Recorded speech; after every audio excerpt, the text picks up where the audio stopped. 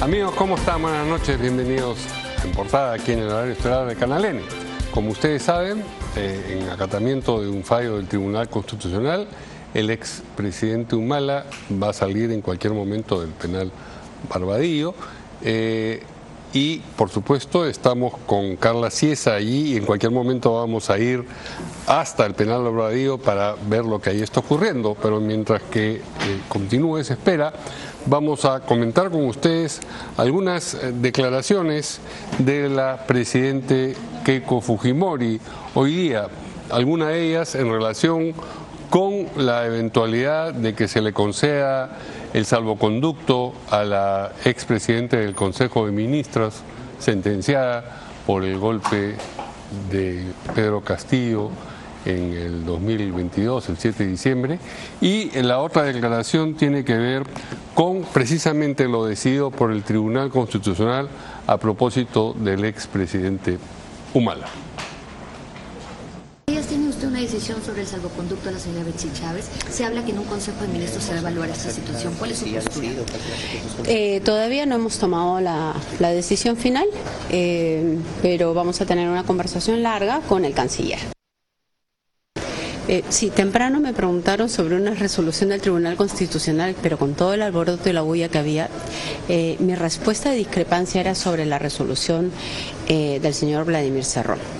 Con respecto a la excarcelación del expresidente Humala, ya que son casos parecidos de aportes en campaña, yo considero que esa resolución era natural, ¿no? Ya que había sido un caso parecido al personal, entonces creo que es lo que corresponde. Bueno, en un Estado de Derecho, si hay una decisión de parte del Tribunal Constitucional, el Poder Judicial tiene que acatar esa decisión y disponer su excarcelación. No, el ministro de Justicia regresa el 6 de agosto al Perú. Él está con una licencia, pero los procedimientos, no soy abogada de profesión, pero me ha tocado a mí vivir algo parecido, es una vez que se da, así es, una vez que el Tribunal Constitucional emite la resolución, es el juez encargado quien tiene que ordenar su excarcelación. Entonces falta la decisión del Poder Judicial. Esto puede tomar pues 1 o 2 días adicionales y luego con esa resolución va al INPE y es el INPE quien ejecuta finalmente la libertad. Bien, y como habíamos anunciado, vamos precisamente hasta el penal de Barbadillo, donde está nuestra compañera Carla Ciesa.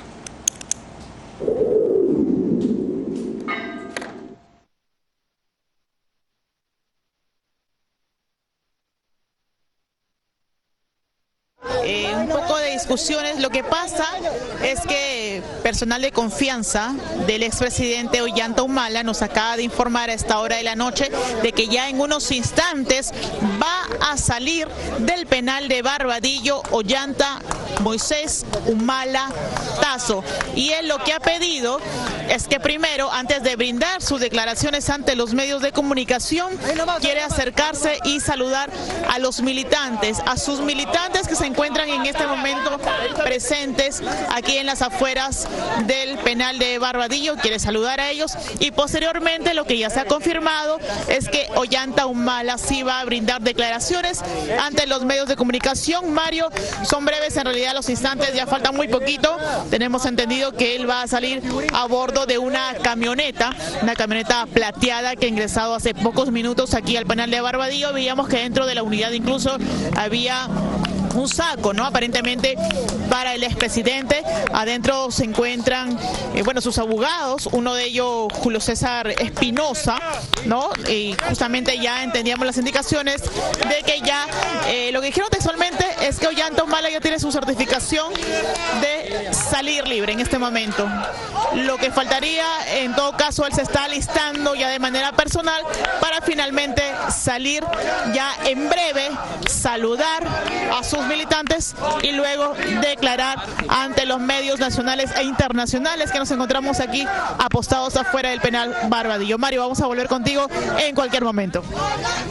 Muy bien, muchas gracias a Carla y efectivamente volvemos, no bien salga del penal el expresidente Ollanta. Pero vamos con nuestra primera entrevista, que es ni más ni menos que con el flamante ministro de Cultura, Alberto Bengolea. Alberto, buenas noches, ¿qué tal? ¿Qué tal? ¿Cómo estás? Bien, bien. Gracias por la invitación, Mario. Felicitaciones y gracias por aceptar la invitación. Con mucho gusto. Y sabe nuestro invitado también que tendremos que interrumpir la entrevista en el momento en el que la otra noticia se cruce, pero en fin, son dos noticias importantes. Muy bien. Confieso sorpresa por tu retorno a la política. Tenía la impresión de que no... ¿Sigue siendo militante del PPC? No. ¿Renunciaste? A ver. ¿O porque perdió la inscripción ya no te reescribiste? Sí, es exactamente eso que acabas de decir. O sea, no es que has expresado una actitud de rechazo al PPC, no, sino que has dejado que caiga sencillamente en la militancia. Por su propio peso, la cosa como ocurrió. Sí, primero, gracias por la invitación. Sí. Segundo, permíteme antes de comenzar a expresar mis condolencias en nombre del país por dos pérdidas importantes en el sector cultura. Ha fallecido Pepe Villalobos y ha fallecido Leoncio Bueno. O sea, es increíble, se fueron de la mano dos referentes de la cultura peruana, de la cultura afroperuana, uno como percusionista, justo hoy que estábamos celebrando el cajón en el local del ministerio, el cajón afroperuano, claro. Y el otro un poeta que le dio voz a la cultura afro en el Perú. Lamentablemente los dos han ido, así que expreso mis condolencias a ambos. Respondiendo a tu pregunta, yo me sorprendí tanto como tú. Digamos, había hecho un recorrido de vida ya después de la última vez que estuve sentado en un set hablando política, fue hace 5 años. Lo que ocurrió fue que en aquella campaña presidencial yo anuncié, si recuerdas bien, que terminada la misma renunciaría a la presidencia del partido, cosa que hice. Pero no es lo mismo la presidencia que la militancia. De acuerdo, pero recordarás también que se perdió la inscripción del partido. Y al perderse la inscripción, cuando vino el proceso de reinscripción, sencillamente ya yo estaba en actividades privadas, ya había decidido... ¿Pero te sigues sintiendo un pepecista? Yo soy un social cristiano y lo seré siempre. Bueno, no sé si siempre, uno nunca sabe, pero digo, mis convicciones social cristianas se mantienen, sin duda. ¿Apoyaste la candidatura del PPC en primera vuelta de esta...? El voto es secreto. Tengo algunas discrepancias, pero las dejo ahí nada más. Les deseo el mayor de los éxitos, como siempre, una casa de la que formé parte y a la que le tengo tantísimo cariño, tantísimo cariño. Ok. Del lado del PPC, ¿cómo se forjó tu retorno a la arena política? 5 años atrás, cuando todavía estaba en la arena política, y fue lo último que hice, si recordarás, vino la segunda vuelta, y para la segunda vuelta hicimos una evaluación. Digo hicimos porque fue una decisión colectiva, pero que además yo apoyé con firmeza, y en la que jugué además muchísimo en aquella segunda vuelta, la vez pasada, apoyando la candidatura de la hoy presidenta Keiko Fujimori frente a la candidatura de Castillo. Expresé las razones en ese momento, las cuales mantengo hasta el día de hoy. Y bueno, producido aquel resultado, dejé la política y ya está. Sí. Cuando se fue acercando este proceso, yo estaba totalmente fuera de la política. No intervine además en la segunda vuelta, sobre todo porque yo tenía un contrato con Canal 7 de televisión. Es una orden de servicio, y hay un mandato legal que trabajando para el Estado no puedes participar en política, así que estaba absolutamente impedido de manifestar mi opinión, la cual era la misma que hace 5 años. Había que apoyar la candidatura de Keiko Fujimori, cosa que hice, digamos, en privado. Y en ese momento es que me convocan y me llaman para expresarme. Cuando ya era claro que había ganado las elecciones la señora Fujimori. Sí, no recuerdo si fue algo antes o después, pero fue ahí, o sea, porque no fue una conversación, fueron varias. Un mes atrás, digamos, esto de acá. Digamos que lo primero que había lo primero que tenía que pasar era que yo me convenciera que debía volver a la política. O sea, que tenía que haber algún aliciente para yo decir sí, regreso. Que fue el que veo realmente que acá hay una posibilidad hermosa para el país para salir adelante. ¿Fue ella misma quien te buscó? No, mi proceso fue, alguien dijo por ahí, me causa mucha gracia, porque la crítica fue al mandato constitucional. El que propone es el premier, la que acepta es la presidenta. En este caso fue exactamente así. El premier me convocó, me llamó, me conversamos bastante. ¿Tú tenías con Galarreta una vieja relación de la Cámara? Fuimos congresistas juntos. Fuimos 5 años congresistas juntos. Y además él también estuvo en el PPC. Por cierto, claro que sí. Es más, éramos congresistas del PPC. Así que me convocó, me explicó lo que se venía. Perdón por la interrupción, pero el actual ministro de Justicia también el PPC ha llegado al poder de manera furtiva. Fue parte de la Unión, como siempre, siguiendo una vieja tradición, formador de cuadros. Me eximo yo no, pero siempre fui formador de cuadros, por lo menos. No, pero perdón, te interrumpí, estabas... No, nada, y simplemente me llamó, conversamos, coincidimos en los puntos de vista de lo que estaba pasando con el país, de lo que había que hacer, y claro, me capturó con una frase que yo utilicé tantos años y que él recordaba muy bien, ¿no? Tenemos que hacer algo. Entonces, no era correcto si creían aquellos que van a tomar el piloto que yo debía participar, y yo creo que tenemos que hacer algo por el país, decir no, paso. No era lo correcto, así que tomé la decisión de cambiar. ¿Ya desde ese momento la propuesta era integrar el gabinete? Sí, claro. ¿Y ya era integrar el gabinete como ministro de Cultura? Sí, no quiero entrar en detalles, pero sí, esa era una de las propuestas muy firmes. ¿Por qué no se puede entrar en detalles al respecto? Porque digamos, ya son detalles de una conversación privada que se quede privada. En el sentido de que habían posibilidades, o sea, yo no sé cuánta gente había ya conversado, pero en el caso mío se estaba armando un poco cuál era el panorama, qué es lo que se quería. Hay confianza entre el Premier y yo, hemos trabajado, tú recuerdas, tanto tiempo juntos como para cambiar ideas, oye, en este sector deberíamos hacer esto, en este el otro, entonces se conversó ampliamente, ¿no? Y dentro de eso, la mirada del Premier era que yo debía tomar el sector cultura, cosa que entendí, capté su intención, acepté. Y una vez que acepté, recibí la llamada de la presidenta, que tuvo ya la gentileza de formalmente decirme que había aceptado la sugerencia del futuro Premier, ahora Premier, y que me convocaba al gabinete, ¿no? Ok, pero unas son las razones del futuro Premier para convocarte para Cultura y otras son las tuyas para aceptar ese encargo en particular. ¿Qué sintonía sientes que tenías y tienes con esa cartera? Yo he hecho algunas bromas, tú sabes que yo suelo responder a veces con bromas y la gente, alguna gente las toma para hacer memes y lo celebro, me parece muy bien. Si tú te acuerdas, una de las campañas que yo hice alguna vez para Lima era Lima Feliz. Yo trato de buscar, yo creo básicamente con los filósofos griegos antiguos, algunos de ellos al menos, que la razón de ser es tratar de ser felices. Y dentro de eso está siempre... en la Constitución norteamericana eso. También, es verdad. De la felicidad. Pero es que yo creo que es eso, la búsqueda de la felicidad es la razón de ser del ser humano. Claro. Allá aquellos que quieren vivir odiando y estar todo el día molestos es un problema de ellos. Yo trato de ser feliz e intento que los que me rodean lo sean. Por lo menos hacia eso trabajo. En esa línea, quienes a mí me conocen también saben que yo he procurado siempre seguir la huella que marcó un gran pensador peruano que ha sido postergado siempre y olvidado. Y te hablo de Víctor Andrés Belaúnde. Ha sido olvidado, claro que sí. Si tú andas hoy día en las clases de realidad social peruana se estudia Mariátegui y se olvida que hubo otros pensadores, desde mi punto de vista, mejores todavía. Pero dejémoslo ahí, no quiero entrar en polémica. Depende de las universidades y tiene que ver con un sesgo. Yo ya no sé, pero bueno, digamos... Víctor Andrés Belaúnde, entre los muchos aportes que hizo a la cultura peruana, el pensamiento peruano, escribió un libro monumental que se llama Peruanidad, que a mí me marcó el rumbo, digamos. Porque más que por las respuestas, que llega a darlas al final de un libro que es así muy grande, por la pregunta, que me parece que es genial, en un mundo pluricultural como es el peruano, con tantas diversidades, ¿qué cosa es aquello que nos permite decir que somos peruanos? Que tú, él y aquel, todos somos peruanos. Más que la respuesta, te repito, es la pregunta. La búsqueda de la peruanidad es algo que a mí siempre me apasionó. Y creo realmente que desde el sector cultura podemos intentar hacer esa exploración. Que en el camino está la respuesta más que en la llegada, que en el intento conjunto de todos, sincero, podemos encontrarlo. Y creo que la cultura me presta esas posibilidades. Más allá de ello, te puedo dar la respuesta técnica y te puedo decir que sí, por supuesto, provengo de la televisión, que es un sector que está dentro del sector cultura, el más olvidado, el más pequeñito, pero es parte del sector también. Y tengo 50 años en televisión, así que me parece bien majadero que algunos digan que no soy del sector. O sea, claro que toda mi vida he estado en el sector. Pero te repito, más allá de eso, hay un reto allí importantísimo, porque creo que tenemos que construir la peruanidad y creo que la cultura me da herramientas para intentarlo.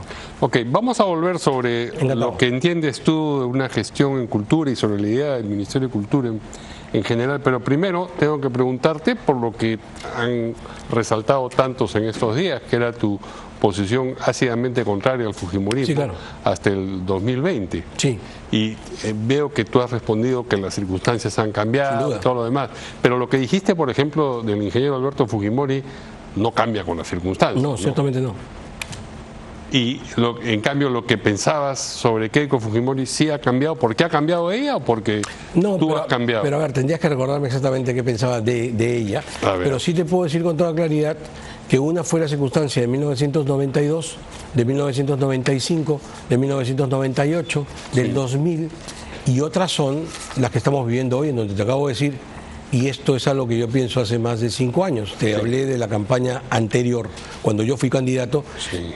Que si soy un demócrata, Mario, tengo que entender las cosas de una manera muy clara.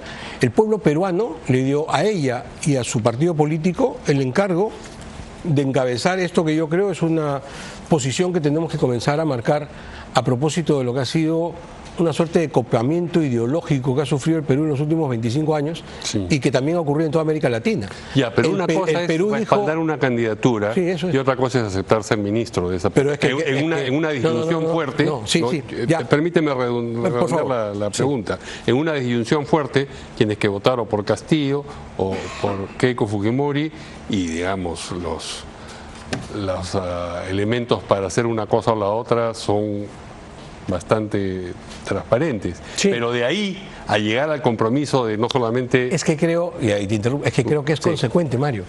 O sea, no se trata de decir, mira, votemos por la señora y después, buena suerte, yo no voy a intervenir. No, por supuesto que no.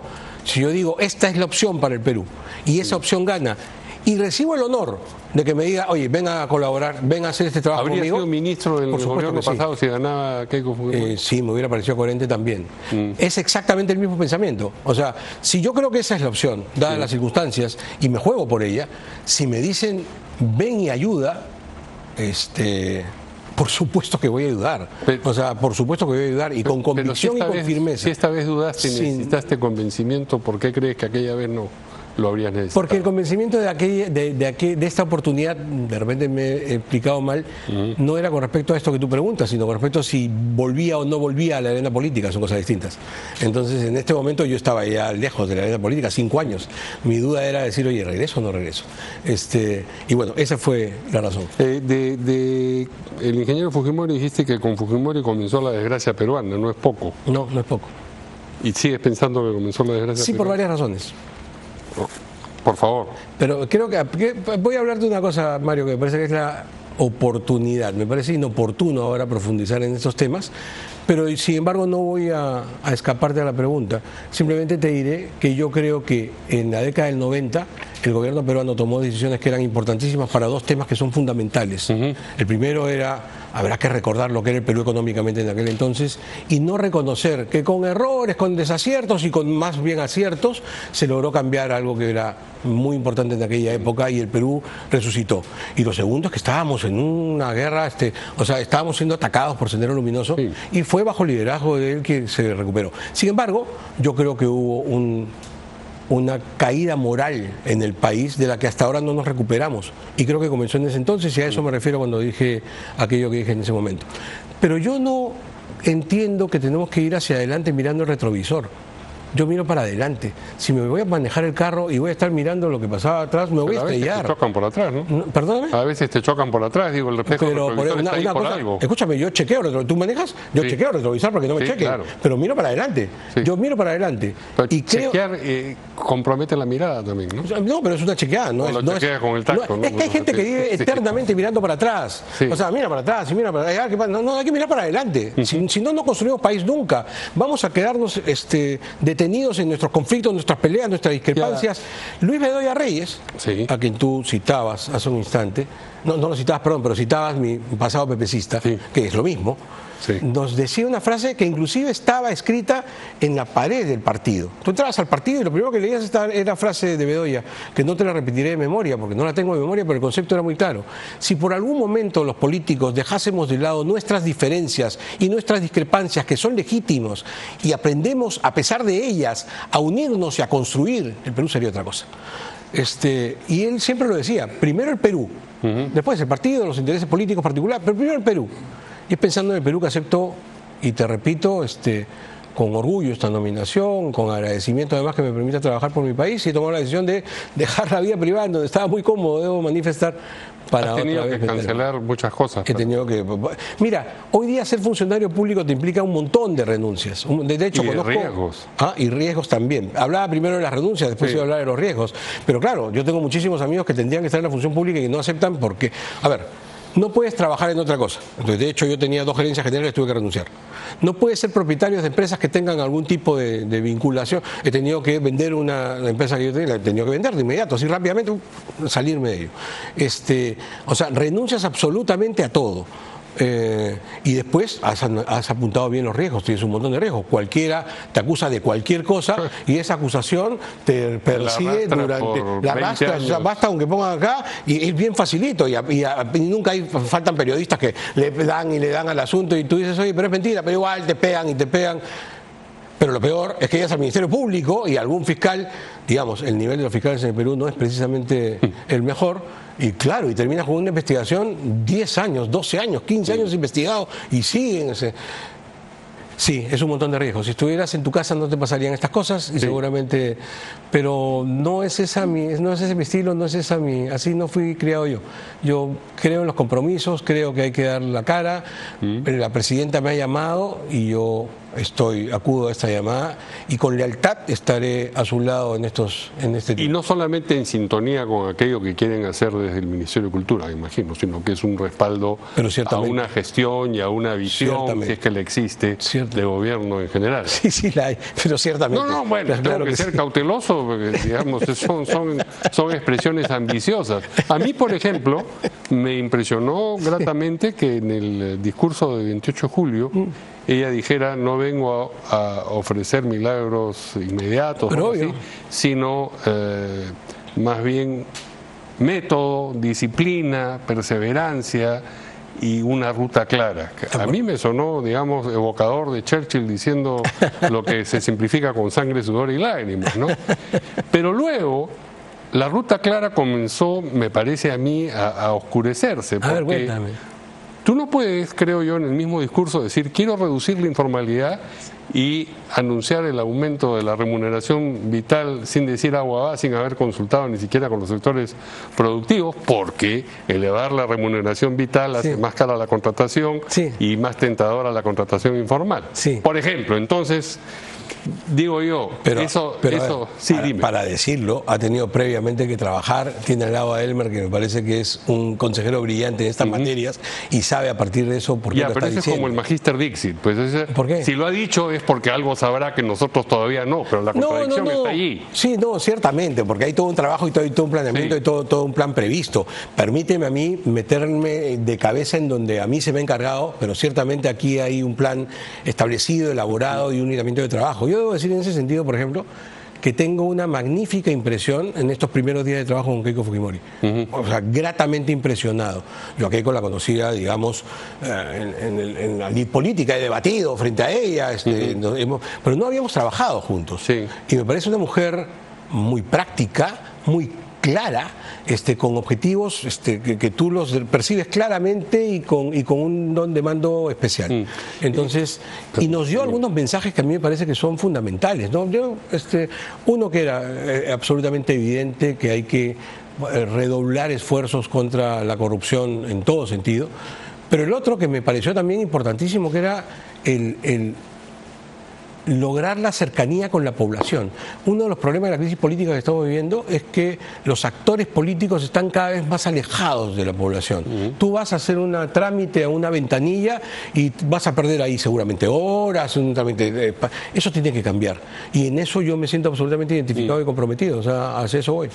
¿Tienes la impresión de que la presión injusta que ha padecido Keiko Fujimori le ha servido, sin embargo, para un aprendizaje que la ha mejorado para la función que cumple hoy día? Primero, estoy de acuerdo que fue injusta, muy injusta, es parte de las cosas que vivimos en los últimos años en el Perú, de persecuciones absurdas, y en todo caso ella misma lo dice. Pero le pregunto tu opinión. Es que ella misma lo dice, ella misma cita estos momentos que tuvo para extraer de allí experiencias y y consejos para lo que... Y autocrítica quizás también. Pero todo, o sea, de verdad yo en las reuniones que hemos tenido, no he contado las veces, pero he escuchado evocar este momento y decir, mira, de esto saqué esta lección, ¿no es cierto? De esto aprendí tal cosa. Conocí la realidad de este grupo humano que no conocía antes. O sea, aprendió mucho. O sea, creo que fue, dentro de lo doloroso que debe haber sido, un proceso de aprendizaje. Bien, vayamos al Ministerio de Cultura. ¿Tú desde siempre pensaste, desde antes que existiera el Ministerio de Cultura, que tenía que haber uno? Nunca lo pensé, te mentiría, te diría, sí, mira, hace 20 años yo pensaba que cuando yo era un hombre de 30 años no es que lo haya pensado especialmente, no es verdad eso. Pero lo que sí he encontrado, Mario, ahora, es que el Ministerio de Cultura, yo no sé si hay un ministerio que abarque más un espectro más grande que el de cultura. Es muy grande y por tanto sí creo que es necesario, a partir de lo que ahora estoy viendo desde adentro. O sea, abarca muchísimo, hay demasiado que hacer y los temas son muy diversos, tienen un hilo que los une.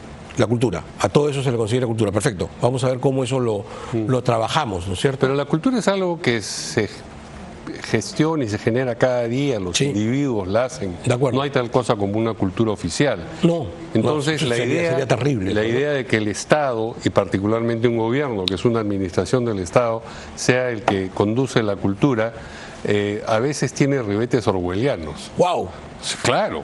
Yo recuerdo ministros de cultura diciéndonos prácticamente de qué chistes teníamos que reírnos y de qué chistes no. Sí.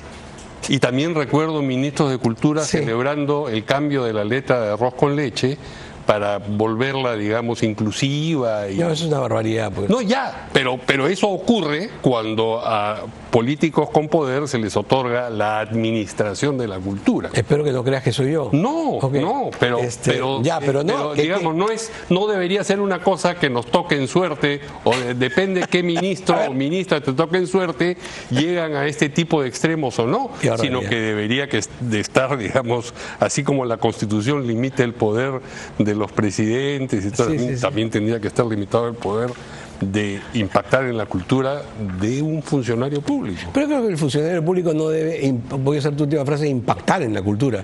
Debe dejarle ser, debe dejarla fluir. O sea, la cultura es una generación espontánea, diaria, no actual. Que viene desde siempre, que va reinventándose, que va fluyendo, que va encontrando sus propios cauces. Lo que tiene que hacer en este caso un gestor, como me toca hacer a mí, digamos, de este puesto, es permitir que fluya, es abrir los espacios para que siga creciendo. Pero parte de una definición de qué es cultura y qué no, y ahí nomás ya estás en un terreno... Ahí entramos en una discusión muy grande, porque también admito, a partir de esta apertura, que no hemos vivido en los últimos tiempos, porque en los últimos tiempos hay una suerte de discurso único, ¿no es cierto?, con estas narrativas que nos cuentan cómo fueron las cosas, o sea, lo políticamente correcto que me tienen hasta acá, pues eso tiene que terminar, eso tiene que terminar. Yo creo en la libertad, ¿no es cierto?, y creo que la cultura es exactamente lo que tú dijiste. Mira, yo en el campo jurídico soy seguidor de Savigny. Yo creo que la creación de la gente es la que termina entregándonos el material y por tanto esto es cambiable. Entonces yo creo que lo que tengo que hacer como en este caso ministro de Cultura, es permitir, generar espacios, a dar oportunidades, que esto fluya. Lo que sí voy a tratar de hacer, y no lo hago a partir de un direccionamiento menos orwelliano, es tratar, te repito, bajo la inspiración de Víctor Andrés Belaunde, de encontrar, y te lo dije al comienzo, más que encontrar, de seguir el camino. A mí me gusta el camino más que la meta, me gusta la búsqueda más que de buscar permanente y lealmente cuál es ese camino que nos lleva a la peruanidad. Yo no entiendo, por lo menos no entiendo el sector como un montón de departamentos estancos en donde acá está el grupo afroperuano, acá está el grupo indígena, acá está el grupo de los músicos, acá está el grupo de los... Todos tenemos que entender que somos finalmente peruanos. O sea, basta de dividir, tenemos que unir. Y creo que el sector cultura nos permite eso, ¿no? ¿Qué piensas de todas estas iniciativas que existieron también en anteriores gestiones del Ministerio de Cultura? ¿De qué? De imponer, por ejemplo, contenidos, que a las radios tienen que pasar música peruana de tal hora a tal hora. Pero es lo que estamos criticando. ¿Ah? Es lo que estamos criticando, no. Sí creo en todo caso en la posibilidad de inducir, de enamorar, de convencer, ¿no es cierto? O sea, yo puedo tener una idea, tú tienes otra, pero de repente en el diálogo te convenzo de la mía, o de repente salgo convencido de la tuya. O sea, yo no entro con... Arriesgate. A ver, Mario, yo no soy dueño de la verdad, ¿me entiendes? Okay. Pero sí tengo ideas. Entonces sí me gusta conversarlas. Sí. Y me gusta conversarlas, alguna vez lo he discutido contigo, me acuerdo, me gusta conversarlas porque yo honestamente te lo digo, hace un rato te hablaba de la búsqueda de la verdad, a mí me gusta salir de una conversación reforzado en lo que creo o comenzando a escuchar tus ideas porque de repente resultan mejores que las mías, entonces yo no vengo a imponer de ninguna manera eso. Sí creo que hay que generar espacios, sí creo que tenemos que buscar una orientación, sí creo que tenemos que ayudar a construir una identidad nacional, es que ese es mi empeño ahora. Sí creo que hay que hacerlo. A propósito de las visiones políticamente correctas y las circunstancias de que, por ejemplo, cuando se otorga un subsidio y hay una comisión del Ministerio de Cultura, lo que hay de por medio ahí también es una indicación política. Sí. Quien integre esa comisión tendrá una visión y quien designa. Sí. Ya. ¿Qué piensas, por ejemplo, de los subsidios para el cine y para determinadas películas? No es un tema que haya tratado todavía con profundidad. Pero me imagino que lo has pensado a lo largo de los años. Sí, pero déjame terminar. Sí, claro, porque está diciendo, lo que te quiero decir, lo que te voy a decir no es una decisión tomada del ministro. Estoy todavía en un proceso, como les he dicho a todos, yo vengo a conducir y por tanto voy a tomar decisiones, pero antes de tomar decisiones voy a escuchar. Sí. Yo creo que Dios me dio una boca para decir las cosas con claridad, pero me dio dos oídos para escuchar más. Así que yo quiero escuchar. Sí. ¿Ok? Ahora, en ese tema de escuchar, sí te digo, como televidente, no como televidente, en este caso a mí me gusta mucho el cine y trato de ir a ver todas las películas peruanas, además porque quiero ver cómo está, pero digo como de siempre, en mi casa, además este es un gusto que comparto con mi esposa y con mis hijos, y sí he visto algunas películas que tú dices, wow, en esto no puede irse la plata del Estado. Ahora, esa es mi opinión. ¿Quién seré yo para determinar eso? Yo creo que tiene que armarse una comisión, seguramente, si es que ocurre o no ocurre. Y al final, te la doy, dependerá de quiénes son los integrantes de esa comisión, pero también es que todos tienen ideas preconcebidas. Tú tienes una idea, claro. Yo tengo otra, él tiene otra. La mía es la de que el Estado no debería meterse en por ejemplo, para decir esta película es buena, esta película es mala, por ejemplo, esta merece financiamiento y esta no. Por ejemplo, sí. Ahora, ¿qué pasa si, te repito, no me estás jalando la lengua, pero qué pasa si logramos a través del Ministerio de Cultura difundir, en este proyecto mío de tratar de lograr la peruanidad, difundir historias que nos permitan... Mira, yo no voy a olvidar hace algún tiempo, no mucho, a un presidente de la República dando un discurso el 7 de junio, conmemorando que en ese día murieron hombres tan notables como Roque Sáenz Peña. ¿Qué te quiero decir con esto? Que hemos llegado hasta ese nivel, que el presidente del Perú no conozcan temas mínimos de la historia peruana. Y yo sí creo que el cine peruano, la televisión peruana, tendrían que colaborar con esta etapa también formativa de los niños peruanos que se ha abandonado en los colegios. Sí. ¿Ok? Esa es una tarea de educación, seguramente el ministro Chang se encargará, pero bueno, a mí me toca desde la cultura, de repente puedo ayudar un poco y te repito, no a imponer, a sugerir. Me encantaría comenzar a ver temas que nos vinculen con la historia peruana, que nos hagan conocer cosas que deberíamos conocer todos los peruanos y que estamos comenzando a olvidar porque hace mucho tiempo que no se nos enseña. Muy bien, hay tantos otros temas, Alberto, que te agradezco que hayas venido y espero tenerte más ocasiones mientras que continúes en este cargo y en este retorno a la política. Cuando quieras, cuando quieras. Gracias. Muchísimas gracias. Vamos a ir a una pausa y regresamos. Suerte, por supuesto. Gracias.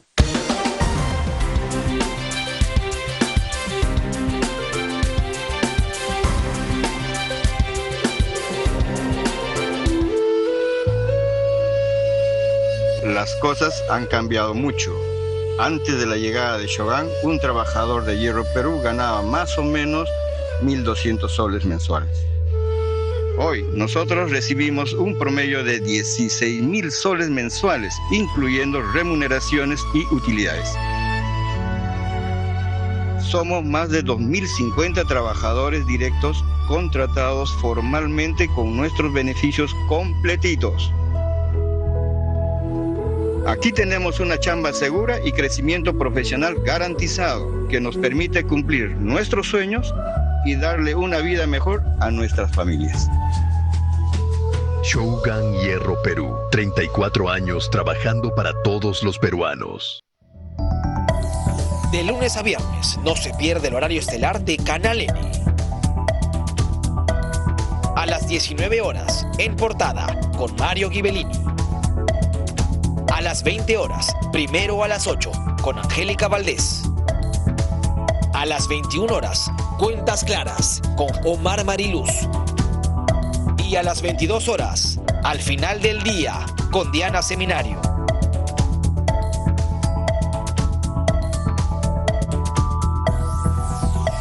Canal N, noticias en vivo, minuto a minuto.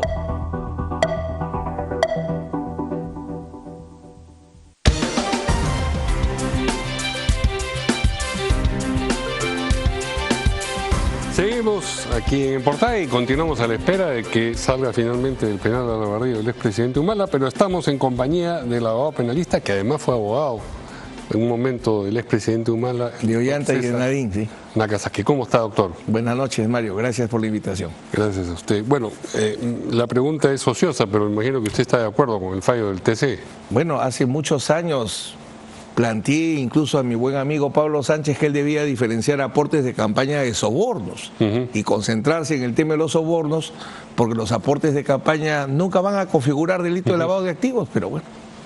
La historia se encargó de marcar y el Tribunal Constitucional era lógico, si ya lo ha definido con fuerza popular. Se ha demorado, en realidad. Por cierto. Porque, digamos, la libertad de una persona es un bien delicado. Por cierto, y es muy claro, los tratados de derechos humanos y la Constitución, nadie puede ser procesado y menos condenado por un hecho que no es delito en la ley, ¿no? Sí. Entonces, se ha demorado efectivamente muchos años. El equipo Lavajato tuvo cosas buenas, pero una cosa muy mala fue a veces politizar determinados casos, y los casos contra los partidos políticos evidentemente no tenían un sustento jurídico, como lo ha demostrado su artífice, que al salir de fiscal se dedica a ser político, ¿no? Sí, bueno. Ahora, el expresidente Humala tiene procesos abiertos. Algunos otros casos. Por otros casos que podrían tener cualquier desenlace. Pero el pronóstico, por ejemplo, gasoducto. Sí. En el tema de gasoducto, sí, que incluso ya uno de los consorciados que ganó en Agas ha ganado un laudo, o hay un arbitraje internacional. El caso de gasoducto es un caso que tampoco tiene sentido, porque la discusión ahí es si no el aporte de campaña, que efectivamente ahí se ha determinado que no es delito, sino si hubo no corrupción, el tema de gasoducto. Tenemos cuántos años y se ha demostrado que no, es un caso que se viene cayendo a pedazos. Luego tiene el caso del Club de la Construcción y algún otro caso más que ahorita no recuerdo. ¿Y esos también le parece, por lo menos el Club de la Construcción, le parece feble? Mientras que yo he estado en ese caso, y además he participado defendiendo a constructores como Félix Málaga y Javier Ley, no se ha determinado en ningún momento que haya dinero para el presidente Humala, todo lo contrario. Como el mismo fiscal Juárez en su momento reconoció, ese era el caso más complicado porque no llegaban, nunca llegaron al presidente. Pero sáqueme de una duda, en la eventualidad de que lo condenaran por alguno de esos otros casos, ¿el tiempo que ha purgado de prisión se le descontaría? Para esos casos no. No. Sí se descuenta para tu caso. Para mi caso. O sea que podría haber sido que ha estado en prisión y eso ni siquiera le vale. Esa es una de las grandes paradojas, que los errores judiciales no se indemnizan. No hay cultura de indemnización de errores judiciales. Pero podría pedir una indemnización. Definitivamente. Las posibilidades de conseguirla, sin embargo, dice usted, cero. Cero. A lo largo, desde que estudiaba, y agrego mis 40 años de abogado. ¿No ha visto usted un solo caso? Cero. Incluso existe una acción de responsabilidad civil, ni siquiera penal. Basta culpa leve, decir que no lees.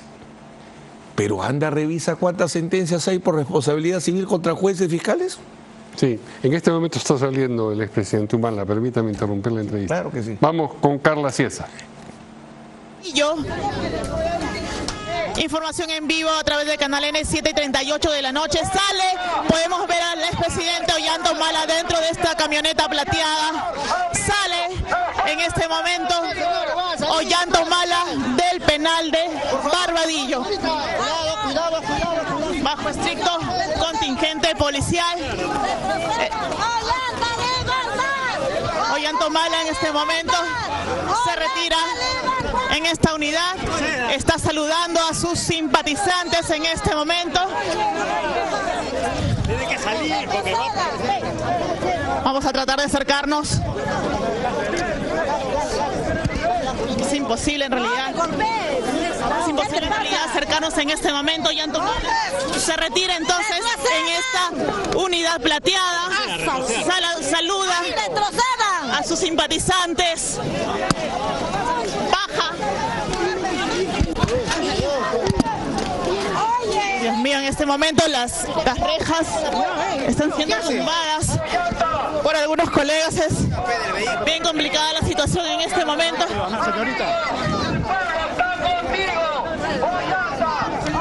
Es imposible en este momento.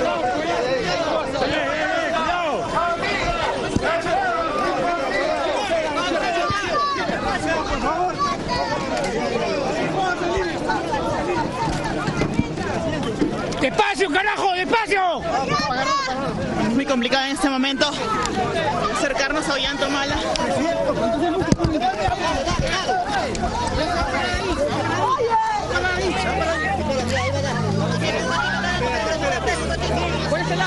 Mi esposa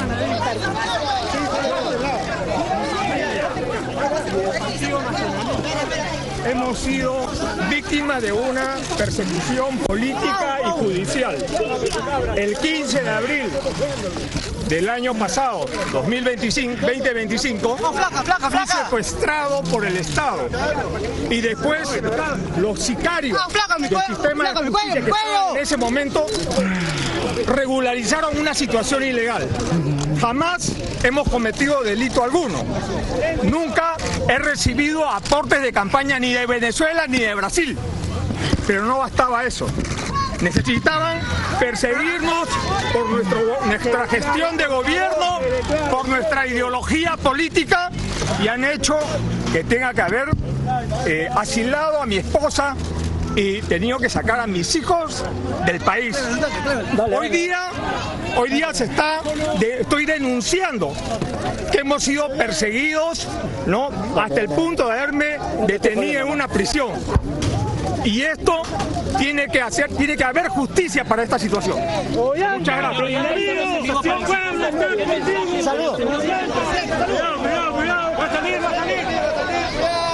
Declaraciones de Ollanta Humala.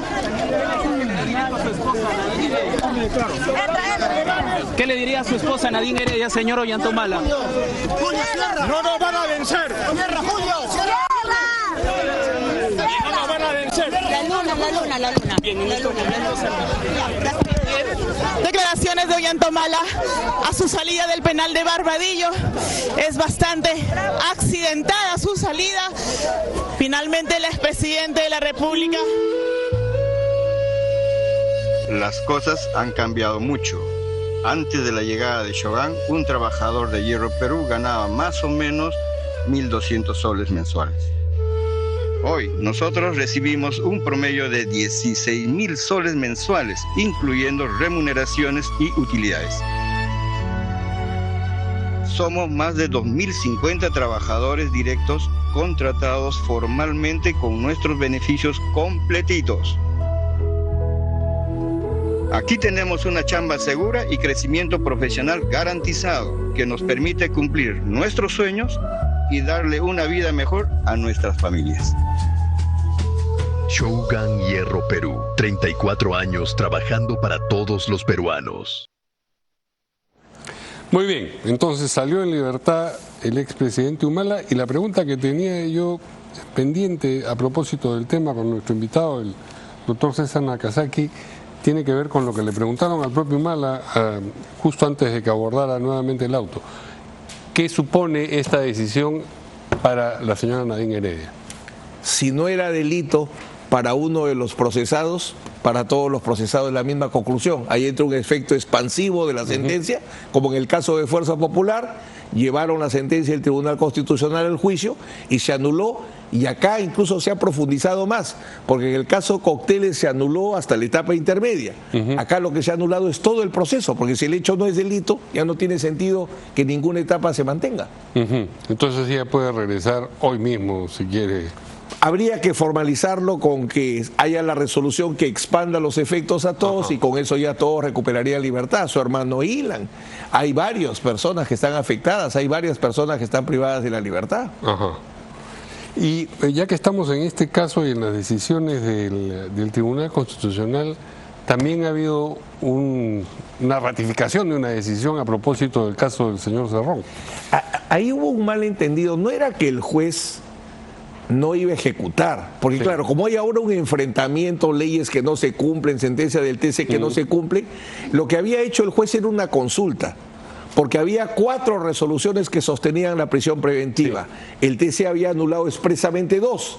Entonces él consulta si las otras 2 también estaban anuladas y como era lógico, la misma enfermedad, el mismo remedio. Entonces todas están anuladas ahora, el juez se cura en salud y acaba de disponer también la libertad. Entiendo que han variado por comparecencia con restricciones. Sí, pero a propósito de esa decisión, ¿qué le pareció en origen esa decisión del TC a usted? El Tribunal Constitucional dejó de lado el tema de si existe o no un derecho a la resistencia legal y lo que hace es esta evaluación. Él tenía comparecencia con restricciones y la convierten en prisión preventiva como consecuencia del reclamo que hay respecto a una sentencia condenatoria. Si esa sentencia condenatoria la Corte Suprema la ha anulado porque dice que es inocente, eso tiene que tener alguna repercusión sobre la prisión preventiva. Lo pidió directamente ante los jueces, pero creo que el error fue meterlo el derecho de resistencia que hacía que se resistan a aceptar esa discusión, pero al final ya se ha corregido. ¿Le parece bien entonces? Era lo que correspondía por un tema de compensación. Si yo incumplí mis reglas como de comparecencia, porque ojo que en el caso donde tiene prisión preventiva, no le da prisión preventiva el juez y la sala. Dicen no, comparecencia con restricciones que venía cumpliendo. Las incumple por una sentencia condenatoria que fue anulada. Entonces, habiendo sido anulada... Las incumple antes de que fuera anulada, ¿no? Por cierto. Sí, por eso entra la regla de la compensación, por eso digo compenso. Como te privé de la libertad indebidamente, porque esa sentencia condenatoria nunca debió existir, algún efecto tiene que surtir. Y el efecto era regresa a tu comparecencia con restricciones. No debió existir ni siquiera un habeas corpus. Creo que adecuadamente meditado, ok, has incumplido, te doy prisión preventiva, pero luego vengo con un nuevo hecho. Señor, yo incumplí por una sentencia que la Corte Suprema ha dicho que nunca debió dictarse. Había que compensarlo y regresar a la comparecencia con restricciones y se hubieran ahorrado un habeas corpus. Y ahora le han dado entonces... Lo han regresado a la comparecencia con restricciones. Que es sencillamente reportarse cada cierto tiempo y me imagino que solamente puede salir del país, a veces de la región, con permiso expreso del juez. No tiene impedimento de salida, pero me has hecho acordar en el caso del General Hermosa, primero era impedimento de salida del país, luego impedimento de salida de Lima, luego impedimento de salida de San Borja, y así lo fueron restringiendo. Entonces, las medidas de restricción efectivamente son variadas. Una es que no puede salir, no puede abandonar la ciudad sin autorización de un juez. Bien, queremos hablar también del caso de este... diputado recientemente elegido y que ha estrenado problema, que es Julián Pérez Malqui. Pero primero vamos a una pausa y regresamos con ese tema. De acuerdo.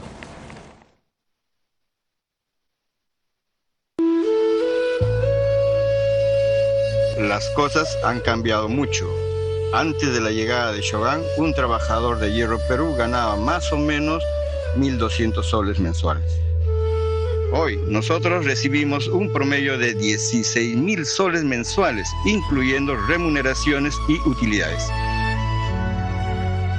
Somos más de 2.050 trabajadores directos contratados formalmente con nuestros beneficios completitos. Aquí tenemos una chamba segura y crecimiento profesional garantizado que nos permite cumplir nuestros sueños y darle una vida mejor a nuestras familias. Shogun Hierro Perú, 34 años trabajando para todos los peruanos. Muy bien, seguimos en entrevista con nuestro invitado, el doctor Nagasaki, y decíamos queremos abordar el caso de Julián Pérez Malqui, diputado que ayer fue intervenido porque su expareja dijo que había sido víctima de una agresión de su parte. Él dijo que hay discusión acerca de si fue solamente una agresión psicológica o violencia psicológica o violencia también física, porque parece que en la declaración inicial ella habla solamente de violencia psicológica. Hay varias cosas. El diputado, cuando fue brevemente entrevistado por la prensa, dijo que solamente le estaban tomando datos y que aquello no era una intervención. La verdad es que luego se demostró que intervención... Tiene varias horas detenido. Así es. Y hay una discusión también, por un lado, de si la violencia fue también física y por otro lado de la flagrancia, porque ese ha sido el argumento para detenerlo. Y claro, hay quienes dicen, no, flagrancia si lo hubiesen detenido mientras estaba cometiendo la agresión, y otros dicen, no, la flagrancia tiene un periodo... de cuasiflagrancia, que es mientras que te estás fugando. Ajá. E incluso si te encuentro al otro día. Entonces, se ha ampliado el concepto de flagrancia, pero lo cierto es que me llama la atención, yo no he visto la documentación oficial, pero la información es que él va al domicilio de su abogada o ex abogada, se entrevista con el papá a la puerta, lo empuja y sin autorización ingresa a la casa. Ahí arrancaría violación de domicilio, que veo que no la tratan. Y dicen que la policía llega en circunstancias que se produce esa violación del domicilio. Luego se trasladan a la estación policial y en la estación policial viene la discusión. Él aparentemente que sostenía que ella no debía formular la denuncia porque lo afectaba como diputado, no se ponen de acuerdo y hay ese forcejeo. Entonces ahí es donde... Porque los dejan solos, cosa que es absurda, ¿no? Que estaban en la parte de afuera. Yo veo discutible el tema de la flagrancia, pero va a zanjar definitivamente porque antes que se vence el plazo, la ley ordena que como es una detención sin mandato judicial, tiene que ser puesto dentro de las 48 y se extiende 72 horas, 48 mínimo, 72 máximo, tiene que ser puesto a disposición de un juez. Y el juez tiene que evaluar si la flagrancia realmente existía o no. Si el juez dice que no hay flagrancia, se acabó el caso. Mejor dicho, se acabó la detención. Y si hay flagrancia, ya el fiscal... Pero el caso supremo, continúa. Justo, por eso me estaba corrigiendo. Acaba la detención y ya el fiscal supremo, encargado en temas de violencia familiar, tendrá que decidir si inicia un proceso penal inmediato, que implica que en cuestión de semanas haya juicio, sentencia y si es culpable, condena. Ahora, violación de domicilio, me dice usted, es clara, pero me imagino que eso tiene una pena bastante menor que una... Pero la flagrancia, para la flagrancia es, como estamos conversando, detención para evitar la consumación del delito o para evitar la fuga del delincuente. El nivel del delito y la gravedad se analiza luego. La flagrancia es te detengo no por si el delito es grave o no, te detengo porque estás cometiendo un delito. Pero si continuara el caso y solamente se tuviera lo primero, violación de domicilio... No es una pena efectiva, porque ahora hasta 5 años la pena puede ser suspendida, incluso un poco más en algunos casos. En cambio, violencia... física o psíquica, que es lo que parece que hay más, ¿no? Porque pero física... ¿tienen distinta sanción una y otra, así que están separadas? Se suman. Bueno, no, si hay lesiones, las lesiones puede agravarse la pena dependiendo qué tipo de lesiones. Si hay lesiones físicas y hay lesiones psíquicas, la pena es un poco mayor. Si se ha cometido violación de domicilio, se suman las penas. Y si llega a 5 años arriba, la pena es efectiva. Y las lesiones psíquicas, ¿cómo se comprueban? Eso es una gran pregunta. Ahora el fiscal supremo o la fiscal supremo que está interviniendo debe haber dispuesto una pericia psicológica tanto del presunto agresor como de la víctima, porque las lesiones, si se trata de un agresor y hay víctima de lesiones, no es por ocasión de un día. Normalmente es un patrón de lesiones. Entonces, un perito en psicología busca si hay un daño psíquico que evidencie que se trata de una víctima de agresión y de un agresor. No cualquiera agrede a una persona. Claro. Ahora, esto no toca, o no es tocado, mejor dicho, por su condición de diputado. Cero. Porque es un tipo de... Es delito común. Presunto delito que nada tiene que ver con esa función. No tiene ni inmunidad ni antejuicio, que son protecciones a la función, no a la persona. Son protecciones para ejercer correctamente tu función pública, no para pegarle a una mujer. Entonces, lo que podría ver el Congreso, la Comisión de Ética del Congreso, es cómo afecta esto a su condición de diputado, pero nada más. Porque él tiene un deber, como funcionario público, más aún diputado, de tener una vida correcta, ¿no? Claro, es decir, podrían suspenderlo en tanto diputado, podrían... Penalmente no tiene nada que hacer el Congreso porque es delito común. No hay inmunidad, ni no hay para precipitar ni para impedir nada. Porque ya no existe el desafuero tampoco. Directamente fiscal supremo y y el Poder Judicial, la Corte Suprema. Hay un proceso especial para funcionarios públicos que cometen delitos comunes. En el Código Procesal del 2004 hay un proceso especial.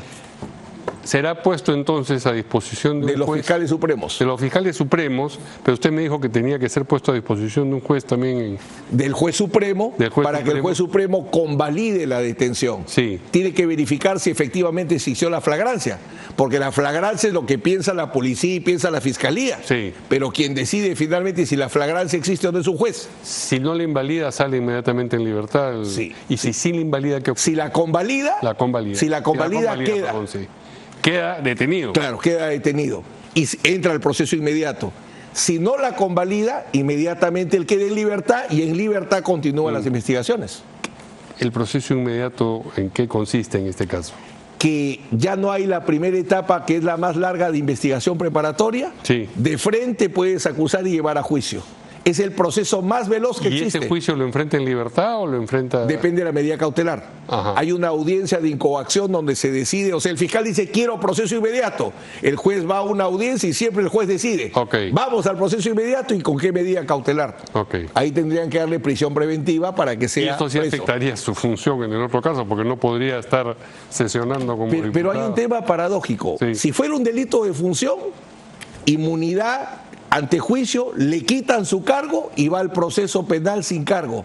Pero si es delito común, no lo pueden tocar hasta esperar que haya una sentencia condenatoria. Porque la prisión preventiva, todo no le quita el cargo. Es un tema que ahí va a tener que corregir el Congreso en algún momento. Está mejor uno con delito común que con delito de función, lo cual es absurdo. Es absurdo. Bien, antes de que se nos acabe el tiempo, quería preguntarle también por la situación de Betsy Chávez. Si en efecto le dan el salvoconducto, ¿qué pasa con el caso o la sentencia apelada que tiene?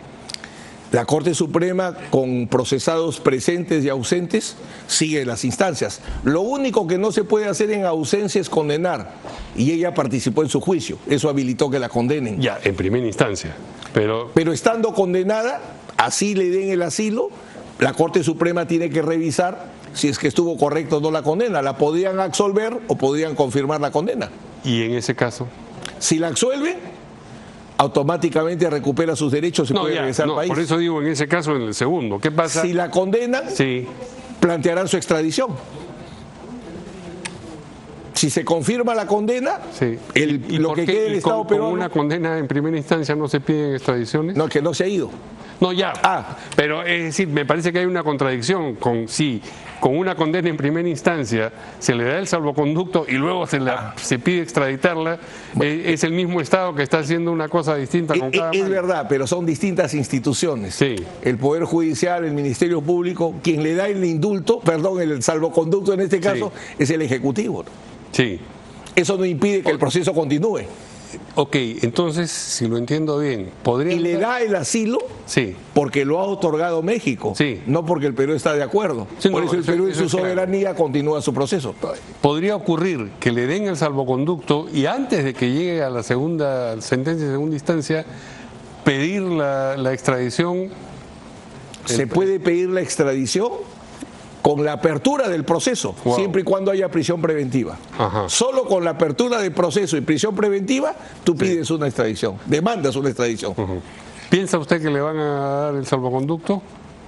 Es posible, ¿no? Porque pero por los síntomas que presenta, digamos. Se está recomponiendo la relación con México. Razones políticas, bueno, el salvoconducto es político de todas maneras. El ex canciller justo antes, Celes justo estaba evaluando que sí era factible, ¿no? Yo creo que es probable, es más que posible, es probable que le den. Muy bien, pues muchas gracias al doctor Nagasaki. Gracias también, Mario. Acompañarnos una vez más aquí en Portada. Vamos a la última pausa y regresamos.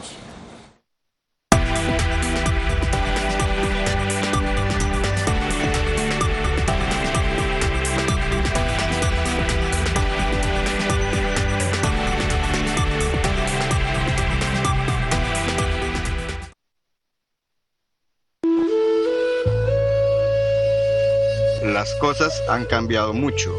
Antes de la llegada de Shogun, un trabajador de Hierro Perú ganaba más o menos 1.200 soles mensuales. Hoy nosotros recibimos un promedio de 16.000 soles mensuales, incluyendo remuneraciones y utilidades. Somos más de 2.050 trabajadores directos contratados formalmente con nuestros beneficios completitos. Aquí tenemos una chamba segura y crecimiento profesional garantizado que nos permite cumplir nuestros sueños y darle una vida mejor a nuestras familias. Shogun Hierro Perú, 34 años trabajando para todos los peruanos. Muy bien, nos vamos. Se quedan ustedes con Angélica Valdés y primero a las 8. Buenas noches.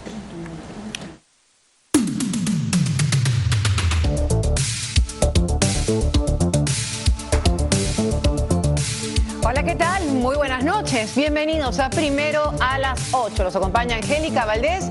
Estos son nuestros titulares. Expresidente Ollanta Humala fue liberado hace algunos instantes luego que el Poder Judicial ordenó su excarcelación en cumplimiento de la sentencia del Tribunal Constitucional que declaró la nulidad del proceso por lavado de activos. En breves declaraciones ha dicho que jamás cometió delito ni recibió aportes de campaña de Venezuela o Brasil. Diputado de Juntos por el Perú, Julián Pérez, continúa detenido. Su colega de bancada, Ernesto Zunini, ha justificado diciendo que hubo irregularidades en su detención, mientras legisladores de otras bancadas han considerado que debe ser investigado. En breve tendremos imágenes exclusivas. La presidenta Keiko Fujimori ha señalado que la autorización de salida de Betsy Chávez a México se evaluará con el canciller Carlos Espad, quien dijo horas antes que decidirán respetando la Convención de Caracas. Poder Judicial ha dispuesto variar la prisión preventiva contra Vladimir Cerrón por comparecencia con restricciones en cumplimiento a un fallo del Tribunal Constitucional. Además, no podrá salir del país sin autorización judicial y pagar una caución económica de 30.000 soles. Naciones Unidas advirtió que el fortalecimiento de El Niño podría agravar sequías, inundaciones e incendios forestales. Además, prevé temperaturas por encima del promedio en gran parte del planeta entre agosto y octubre. Empezamos Primero a las 8.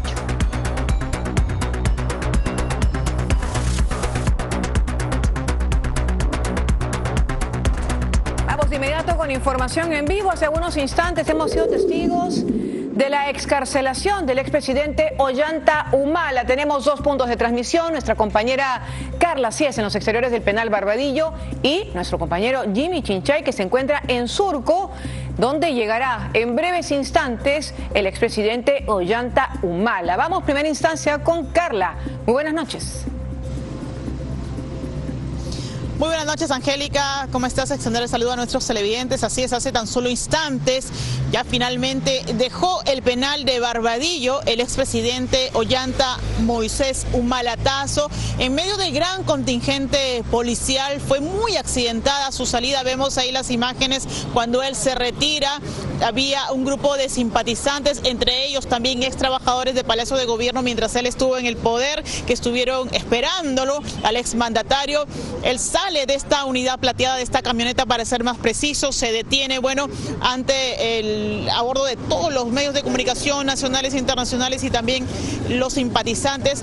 Él se retira, sale de la unidad, se para en medio de todos, comienza a saludar y finalmente también emite un breve pronunciamiento ante los medios de comunicación. Vemos en este momento las imágenes y finalmente, como ya era anunciado, el expresidente Ollanta Humala abandonó el penal de Barbadillo luego que el Poder Judicial ordenara su excarcelación tras el fallo del Tribunal Constitucional que anuló esta sentencia por lavado de activos. Angélica, en la información en este momento él aparentemente se estaría dirigiendo a su domicilio. También lo que se ha indicado por parte de su personal de confianza es que él también tendría otro pronunciamiento en Surco en su vivienda. Claro que sí, Carlos. Escuchemos brevemente lo que dijo el expresidente. hemos sido víctimas de una persecución política y judicial. El 15 de abril del año pasado, 2025, fui secuestrado por el Estado. Y después los sicarios del sistema de justicia que estaban en ese momento regularizaron una situación ilegal.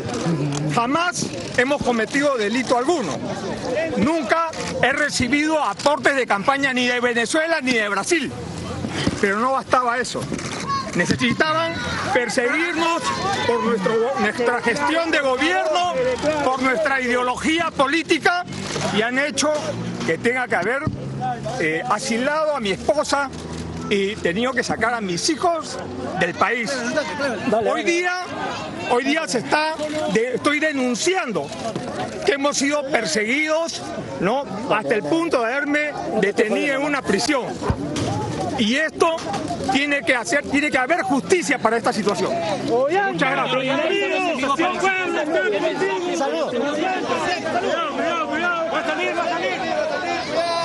Declaraciones de Ollanta Humala. Bueno, gran cantidad de periodistas, Carla, de lo que hemos visto en los exteriores. ¿No escuchamos a Carla? 7. A ver, Carla, recién te escuchamos. Sí.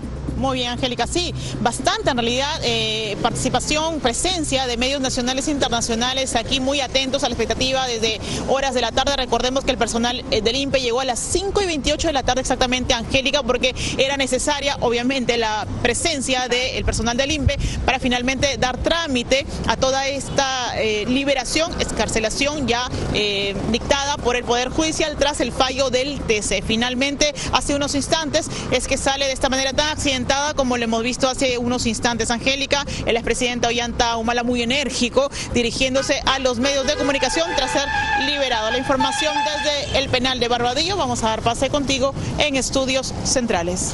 Gracias, Carla. Vamos con Jimmy Chinchay, donde está la expectativa, al igual que veíamos hace unos instantes, todos los medios de comunicación esperando que el expresidente llegue a su casa. Recordemos que en abril de 2025 se dicta esta sentencia, momento en que la ex primera dama Nadine Heredia también decide no asistir a la lectura de sentencia, y nos enteramos horas después que se encontraba en la Embajada de Brasil. Jimmy Chinchay también estuvo en ese momento, como todos, informando de lo sucedido.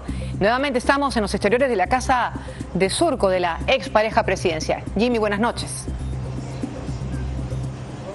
Volvemos aquí donde se cubría las incidencias del expresidente, del presidente también en funciones y demás. Ahora regresará aquí, como se ha informado, su entorno más íntimo, su casa en Surco, su tradicional casa que se conoce, acá vivía junto a Nadine Heredia, y ese día salía, el día que le dictaron sentencia, el día que él ha mencionado, precisamente el día de que se dicta sentencia, bueno, salió él solo a la lectura de sentencia y su esposa Nadine Heredia no lo hizo, era una estrategia, y luego ya se supo que se dirigió a la embajada y todo el camino que se conoce ya en el asilo a Brasil o en Brasil.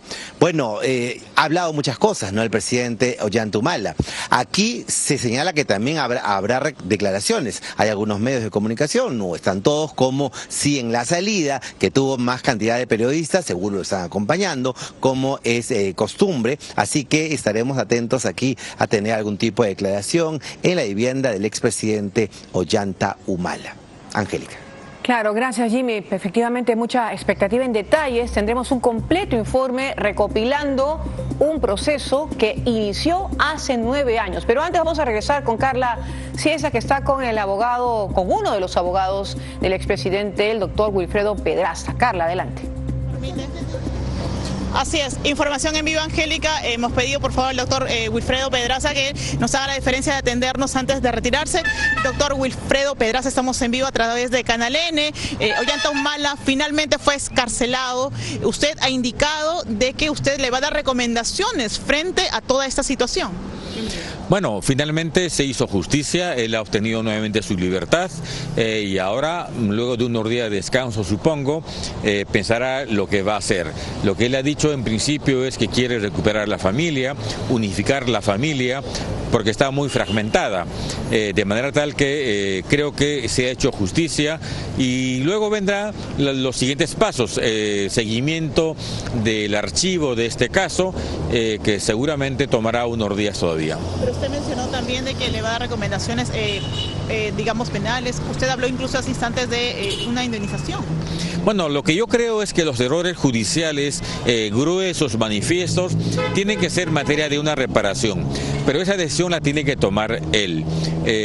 Yo hablaré de este tema, lo reflexionaremos, pero sin duda esa es una decisión personalísima. Claro que sí, doctor, ya para finalizar, sobre la señora Nadine Heredia, ella va a regresar a Perú, porque bueno, ella está asilada, ¿no?, en Brasil. Eso la verdad no lo sé, he tenido un contacto hoy muy básico a partir de esta situación. Bueno, satisfecha obviamente porque finalmente el señor Humala está en libertad. Si retorna o no, eso no lo sé.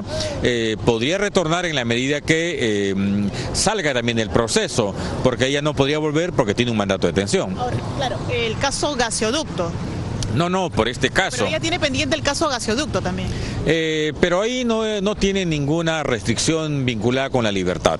Hay muy pocos procesos ahora, después de esas treintena de investigaciones que en los últimos años se le implementó, y con confianza dando las explicaciones, la defensa sigue, de manera tal que espero que en los próximos días todo esté mucho más claro con él en libertad. ¿Pero en qué etapa en todo caso estaría este proceso del gasoducto respecto a la señora Nadine Heredia? Está en la etapa inicial, digamos. El proceso mucho más avanzado era sin duda por lavado de activos, que dicho sea de paso tiene 11 años.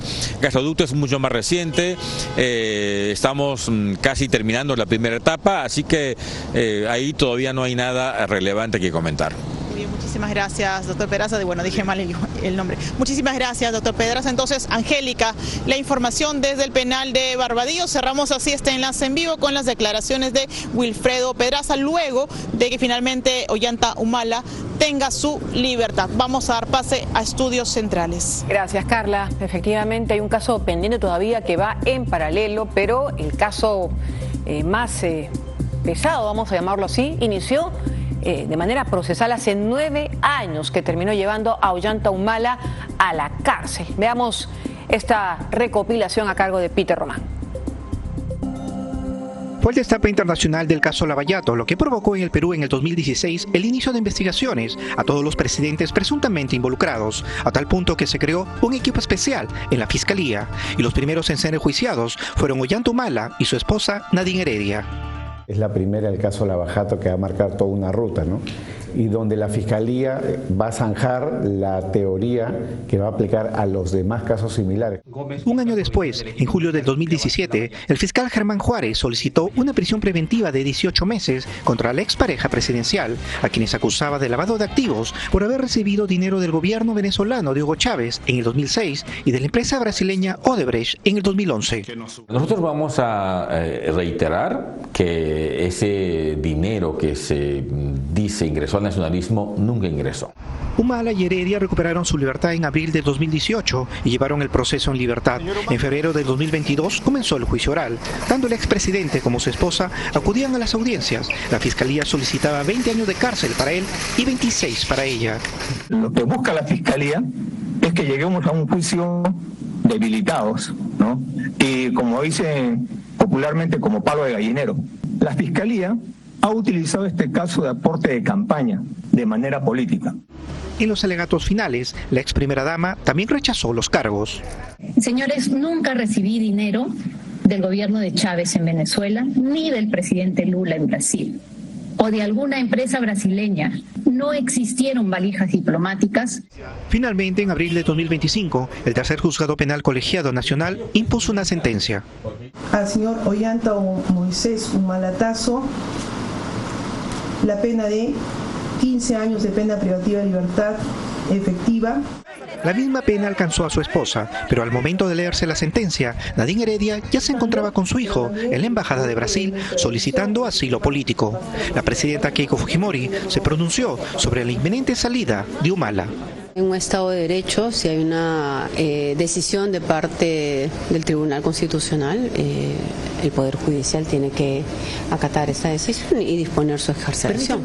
La expareja presidencial debía cumplir su pena hasta julio de 2039, pero esto no pasará tras el último fallo del Tribunal Constitucional, que anuló su proceso y ordenó su libertad. Habría que recordar adicionalmente que durante esa lectura de sentencia que fue adelantada no se conocieron todos los detalles. Inmediatamente el juzgado decidió que fuera a prisión sin conocerse los detalles efectivamente de todo el caso.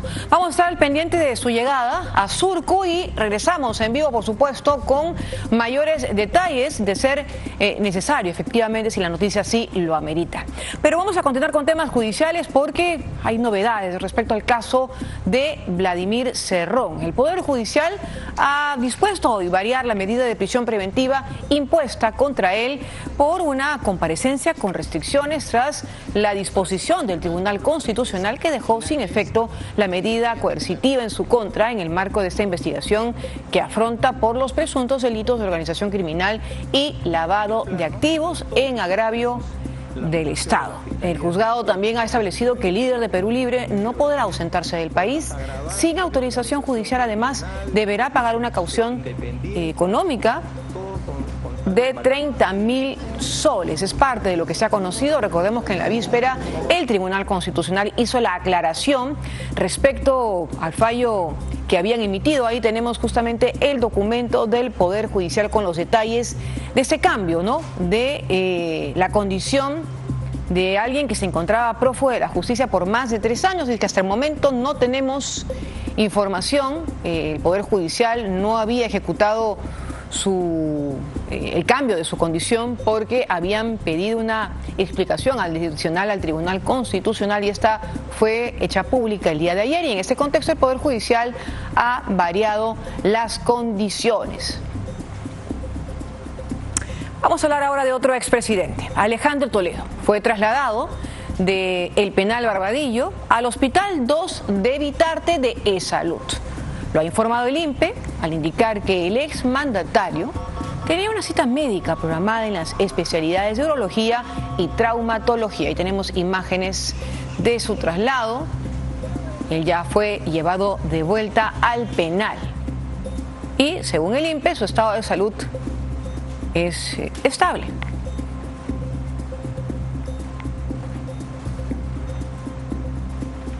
Vamos a actualizar información respecto a la detención del diputado de Juntos por el Perú. Ya tiene más de un día en la comisaría de San Miguel. Juan Carlos Alcántara nos tiene la actualización o las novedades en torno al caso. Ha tenido algunas idas y vueltas para cumplir diversas diligencias. Juan Carlos, muy buenas noches. Adelante. Hola Angélica, buenas noches. Diversas reacciones en el nuevo Parlamento ha generado la detención del diputado Julián Pérez de Juntos por el Perú. Hace una semana juró en el cargo y ahora hay diferencias entre el oficialismo que indica que debería pasar esto a ética. Es el primer caso del nuevo Congreso, mientras que la oposición denuncia presuntas irregularidades. Veamos el informe. Julián Pérez Malqui es diputado de Juntos por el Perú. Está acusado de agresión física y psicológica contra una mujer y permanece detenido. El secretario general de su partido intentó minimizar la denuncia y aseguró que hubo presuntas irregularidades. En la comisaría, la misma policía ha visto que la señorita le estaba propinando bofetadas, supuestamente en respuesta, ¿no?, de un intercambio de palabras, pero que previamente él le había sujetado el brazo y le había puesto el pie, y eso configura ya una agresión física. Pero eso ha sido en la comisaría. Entonces, eso es algo irregular. Y está bajo custodia policial. Entonces, hay una responsabilidad de la policía. Agregó que Juntos por el Perú aún no ha tomado una decisión, lentitud que contrasta con la rapidez con la que se suspendió a la también diputada Silvana Robles por no haber mostrado su voto en la elección de la mesa directiva del Senado y justificó la decisión de su bancada de suspender a Robles. En el caso de la señorita Robles hubo una infracción al reglamento interno flagrante porque la señorita no mostró su voto y fue un acuerdo de bancada. Por el contrario, la senadora de Renovación Popular, Lourdes Alcorta, tuvo una posición muy crítica y señaló que la inmunidad parlamentaria no se aplicaría en el caso de Pérez Malqui. Cobarde le llamo a cualquier miserable que golpee a una mujer. Pegalones en general no se le puede aceptar en ninguna parte. Tiene antecedentes. Imagínate, que el Poder Judicial se encargue de él. El senador Alfonso López Chau consideró que en paralelo a la vía judicial, la denuncia contra Julián Pérez también debe pasar a la Comisión de Ética, una vez que se instale este grupo de trabajo. Si fuera en nuestro partido, nosotros, como hemos hecho otras veces, ya inmediatamente estaría en disciplina o en ética y aceleraríamos los trámites para prescindir de él. En la misma línea, el senador fujimorista Marco Miyashiro condenó cualquier acto de agresión contra las mujeres.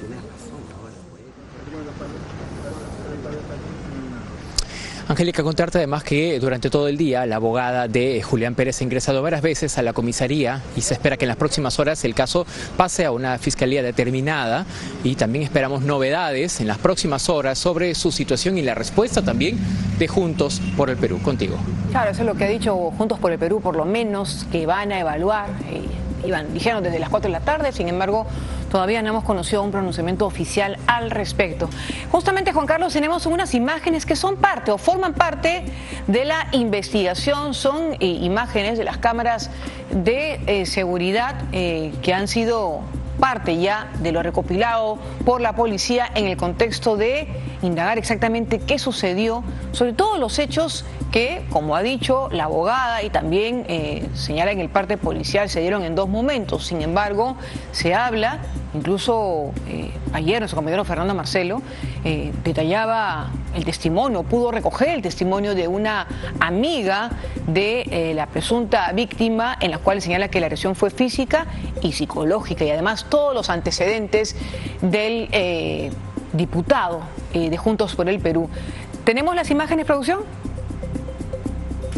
Vamos a tenerlas en breves instantes, Juan Carlos, para poder compartir los televidentes. La unidad de investigación ha tenido acceso a las cámaras de seguridad en los que se va justamente parte del movimiento policial luego de haber sido intervenido en su domicilio el congresista. Será en breves instantes. Gracias, Juan Carlos, por el reporte. Lo vemos contigo de ser necesario más adelante. Vamos ahora con la información política. La presidenta Fujimori ha dicho que la autorización de salida de Betsy Chávez a México se evaluará con el canciller Carlos Elpá, quien horas antes dijo que se decidirán respetando la Convención de Caracas. Fijó postura sobre la expresidenta del Consejo de Ministros sentenciada tras el fallido golpe de Estado de Pedro Castillo. Todavía no hemos tomado la decisión final, pero vamos a tener una conversación larga con el canciller. Horas antes, el canciller Carlos Elpá afirmó que cualquier decisión será respetando los tratados internacionales. Nosotros vamos a actuar de acuerdo a los principios del derecho internacional, de acuerdo a la Convención de Caracas de 1954, que es la Convención del Asilo. Han pasado 8 meses desde que Betsy Chávez recibió el asilo diplomático de México, pero permanece en la casa del embajador a la espera del salvoconducto que permita su traslado. El canciller dijo que buscarán recomponer los vínculos con México. Incluso hizo un paralelo comparando a la mandataria con la presidenta mexicana Claudia Sheinbaum. A la presidenta Claudia Sheinbaum le tengo un gran reconocimiento. Además se parece mucho a la presidenta Fujimori en el trato que ella tiene. Entonces nosotros estamos muy esperanzados en lograr en ese camino la normalización de las relaciones con México. Es así como inició oficialmente su ingreso como ministro de Relaciones Exteriores. En la ceremonia de transferencia fue consultado por sus críticas a China en tiempos de candidato presidencial por el ingreso de embarcaciones de ese país a nuestras 200 millas.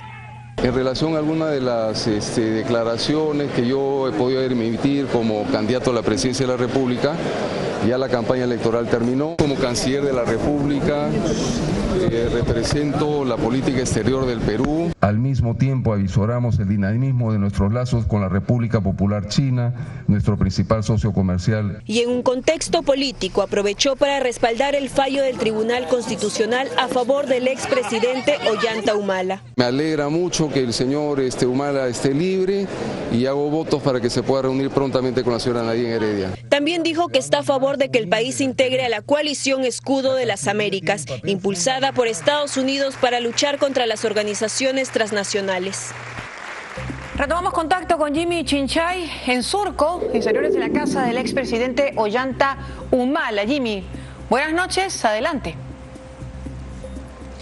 Hola Angélica, así es, ya la información que tenemos es que está muy cerca el vehículo que trae al expresidente Ollanta Humala, excarcelado hace algunos minutos y ya está por llegar. Claro, llegará la unidad que lo trae, además de los medios de comunicación. Este es el vehículo, parece que ese es el vehículo, Angélica. A ver, ese sería el vehículo, sí, ese es el vehículo, ese es el auto y la camioneta del expresidente Ollanta Humala. Bueno, ahí está.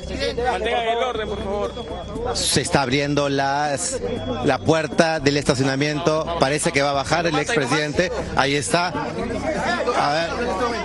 Señor Humala. A ver, señor Humala. Ok, perfecto. Muy bien, baja. Tranquilo. Está saludando a alguno de los vecinos y se va a ubicar en el frontis de su vivienda para poder declarar. Ahí está. Vamos a escuchar al presidente. La puerta. Ordenado.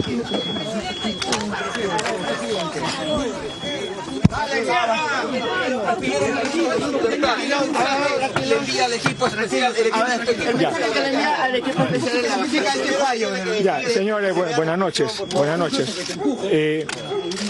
Quiero reiterar, ¿no?, que Nadine, mi esposa, yo, mi familia, el Partido Nacionalista, fuimos secuestrados, hemos sido perseguidos por nuestra ideología, por nuestra gestión de gobierno, ¿no? Y finalmente, después de 10 años de persecución, ¿no?, el 15 de abril del año pasado me secuestraron. Me vi en la necesidad de asilar a mi esposa por la seguridad de mi hijo, ¿no? Estos sicarios, estos operadores, el brazo armado, el grupo Colina del Ministerio Público, que es el equipo especial Lavajato, nos persiguieron, usurparon funciones del Poder Judicial, ¿no?, y de la OMPE, y criminalizaron aportes de campaña. Jamás recibí aportes de campaña ni de Venezuela ni de Brasil. Sin embargo, he tenido que ser procesado. Esto nunca debió haber pasado más allá de una investigación preliminar. Pero nos llevaron a un juicio y nos llevaron al crimen que han cometido por nuestra ideología y por la gestión que hicimos de gobierno. Acá estamos enfrentando, pero la persecución no ha terminado. Este es el buque insignia. El resto de casos que tenemos, todos son relacionados a las empresas brasileñas. O sea, nos han perseguido, han criminalizado el aporte de campaña, jamás pudieron probar un solo dólar de Venezuela o de Brasil, y todos esos casos que nos han abierto tienen relación con las empresas brasileñas, sea el club, gasoducto, Olmos, etcétera, tienen que ver con eso, porque para la fiscalía, para esos sicarios del grupo especial, ¿no?, tenían que atraparnos y destruirnos como sea. Y aquí estamos. Y vamos a enfrentar a todos estos. ¿Ya se comunicó con su esposa, con su familia? Recién me voy a comunicar. ¿Y con quién se va a reencontrar en estos momentos acá en su casa? ¿Quiénes lo están esperando? Bueno, en estos momentos está mi suegra, ¿no?, y ha venido mi menor hijo. Ahora, por favor, respeten también. La defensa técnica va a poder. Déjenme reencontrarme, pero eso, déjenme reencontrarme con mi familia. Pero algo quiero aclarar, ¿no? La sentencia del Tribunal Constitucional que se ha dado, ¿no?, nos demuestra que la decisión del asilo político de mi esposa y de mi hijo fue la correcta. ¿Te va a buscar también a daré más adelante, daré más declaraciones. La defensa técnica va a buscar también para buscar la misma salida con su esposa. El habeas corpus. Escuchen, el habeas corpus ha anulado lo que tenía que anularse, el proceso penal. Entonces, esa anulación del proceso penal es transversal a todos, ¿no? La sentencia del Tribunal Constitucional no me está dando la libertad a mí, está anulando el proceso, y si se anula el proceso, pues recupero mi libertad. Una libertad que, por cierto, me la quitaron de manera ilegal, igual que a mi esposa, igual que a mi cuñado, y igual que a los dirigentes del Partido Nacionalista. ¿Va a pedir reparación? Al Partido Nacionalista, ¿no? También lo han criminalizado. El Estado nos debe una disculpa. ¿Va a pedir reparación entonces contra su esposa Nadine Heredia para buscar, Nosotros vamos a enfrentar, como lo hemos venido haciendo, ¿no? Y espero que la justicia, ¿no?, reflexione y permita que mi esposa regrese. Muchas gracias.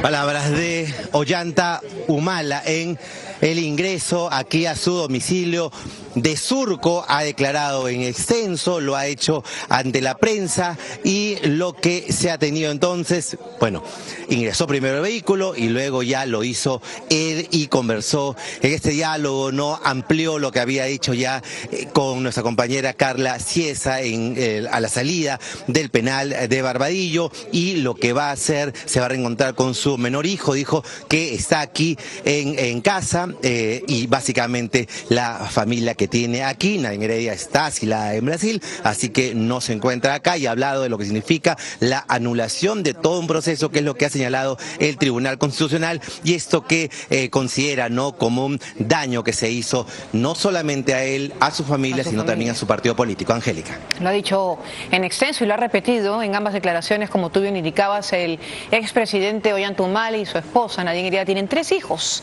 Ella decidió tomar ese asilo político que fue acogido por Brasil. Recordemos que fue escoltada a un avión en particular que vino a recogerla desde Brasil, y se fue con su hijo menor, que debe tener aproximadamente 15 años, ¿no? Lo que ha dicho el expresidente es que ya se encuentra él en casa con su suegra, pues no ha hablado de sus hijas. ¿Perdón? Creo que Jimmy no nos escucha. Ha sido una jornada intensa porque han estado ahí luchando junto a su camarógrafo, si no me equivoco, Carlos Cruz, en conseguir la noticia, estas declaraciones, estas preguntas y respuestas que se han dado en esta entrevista breve que ha dado el expresidente, que ha estado 1 año y 4 meses aproximadamente cumpliendo una condena que, como sabemos ya, el Tribunal Constitucional acogió su habeas corpus, eliminó este proceso, pero hay otros casos más que siguen pendientes. Nosotros vamos a hacer una breve pausa, 8:31 en Primero a las 8. Los dejamos con el tipo de cambio.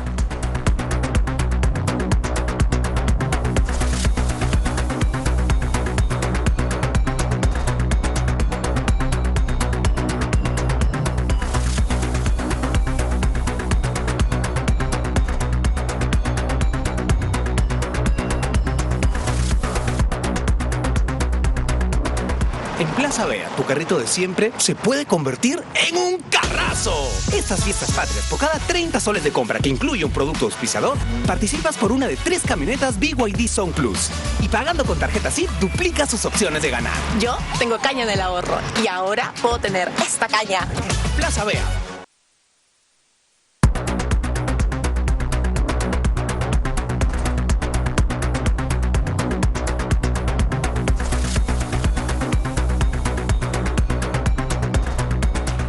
La presidenta Keiko Fujimori ha visitado las zonas afectadas por el sismo en Junín. Ha anunciado la reconstrucción total de casas de las más de 200 familias damnificadas. A bordo de un helicóptero de la Fuerza Aérea, llegó hasta la zona más afectada por el sismo de 5.2 en Junín el 18 de julio. Keiko Fujimori visitó el anexo de Bumpunya, en la provincia de Chupaca, donde más de 300 familias damnificadas la recibieron y le pidieron la reconstrucción de sus viviendas. He querido que este primer viaje como presidenta constitucional del Perú sea a la zona afectada por este terremoto que ha dejado a cientos de familias damnificadas. Hemos estado conversando con las autoridades locales y regionales y vamos a hacer una supervisión con los miembros de INDECI. También recorrió el albergue de Chupuro, en el distrito de Chongos Bajo, donde inspeccionó las carpas instaladas por INDECI, que dan cobijo a los damnificados. Hoy se va a firmar un convenio en la que Caja Huancayo va a apoyar con 22 millones de soles para poder hacer la reconstrucción de las casas que han perdido, las familias que han perdido todo. Se comprometió a enviar apoyo para los colegios afectados. Al ministro de Educación le voy a pedir que disponga y dé la orden de traer aulas prefabricadas y poder reconstruir estas aulas de manera inmediata. Los pobladores le ofrecieron regalos, pero también le hicieron pedidos puntuales. Está destruido mi casa, así como de todos de mi pueblo de Chupuro, está destruido. Queremos reconstrucción para nuestras casas. Al viaje la acompañaron Rafael Belaúnde, ministro de Defensa, Marco Vinelli, titular de Desarrollo Agrario, y Mauricio Amillas, ministro de Vivienda. Bueno, y hoy el secretario de Estado norteamericano o estadounidense, Marco Rubio, ha felicitado a la presidenta Keiko Fujimori por su investidura. La oficina del portavoz ha dicho que, mediante una llamada telefónica, Rubio ha reafirmado el compromiso de estrechar los lazos de cooperación en seguridad, comercio e inversión y ha resaltado que su llegada al gobierno aporta estabilidad política para el crecimiento económico. Palabras entonces del secretario de Estado estadounidense.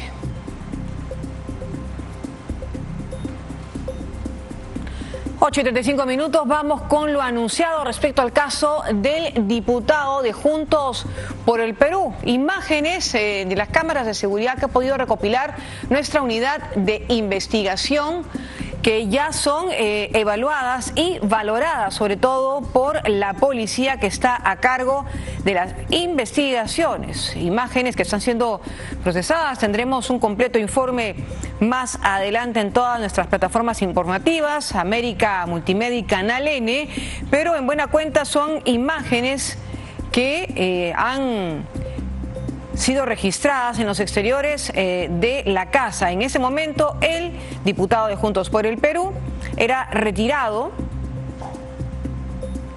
por la policía, ya iba en calidad de intervenido camino a la comisaría de San Miguel. Bueno, las imágenes están siendo procesadas, como decía, pero no queríamos dejar de compartirlas con ustedes. Imágenes exclusivas donde se logra ver al diputado Julián Pérez. Él va manejando su camioneta y la policía está en el asiento, acompañándolo. Bueno, son imágenes que, como decía, están siendo parte de la investigación. Solo se ha informado, por lo menos, de lo que hemos dado cuenta, y tenemos nuevamente esta imagen. Ya se ve el momento en el que el policía sube a la camioneta del congresista. Son dos momentos, dos hechos los que son investigados, ¿no? Uno en la casa de San Miguel y otro en la comisaría de San Miguel. El congresista intentó, según fuentes policiales, el retiro de hogar y ahí hubo un intercambio de palabras entre ambos. Quien sería su pareja llama a la policía. Dentro de la casa se lleva a cabo una discusión y en ese contexto fue llevado a la comisaría. Y ya en la comisaría hemos comentado también ampliamente que queda intervenido. Bueno, es información parte de la investigación. Estaremos actualizando, como siempre, toda la información. Hacemos una breve pausa, enseguida regresamos con más. No necesitabas ese 3x2. Lo que necesitas son precios bajos todos los días. Porque el ahorro de verdad se ve aquí. Papelito Manda. Pack gaseosa Coca-Cola más Inca Cola, 21 soles 90. Papel higiénico Elita, 16 soles 90. Encuentra esto y más en Plaza Vea, plazavea.com.p y desde tu celular en Agora Shop. En Canal N te escuchamos. Envíanos tus denuncias en foto o video. Contáctanos vía WhatsApp al 998-131-604 y en todas las redes sociales. Mantente conectado a Alerta Noticias por Canal N.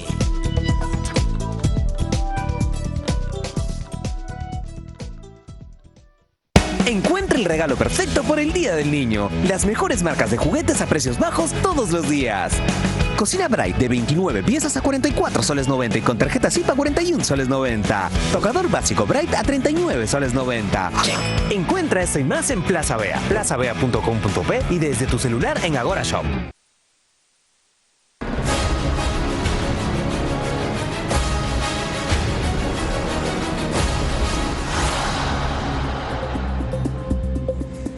La Organización Meteorológica Mundial ha advertido que el Niño seguirá fortaleciéndose y podría alcanzar una intensidad fuerte entre agosto y octubre de este año. Según la Agencia Meteorológica de Naciones Unidas, el Niño ya está presente y continuará intensificándose en los próximos meses. El secretario general de la ONU, Antonio Guterres, aseguró que el fenómeno ocurre en un planeta que ya enfrenta temperaturas extremas. Hace 2 meses advertí que el Niño estaba llegando a nuestra puerta. Ahora ya está dentro de casa y está causando estragos. El Niño se produce por un calentamiento anormal de las aguas del Pacífico Central y Oriental y puede alterar los patrones de lluvia y elevar las temperaturas a nivel global.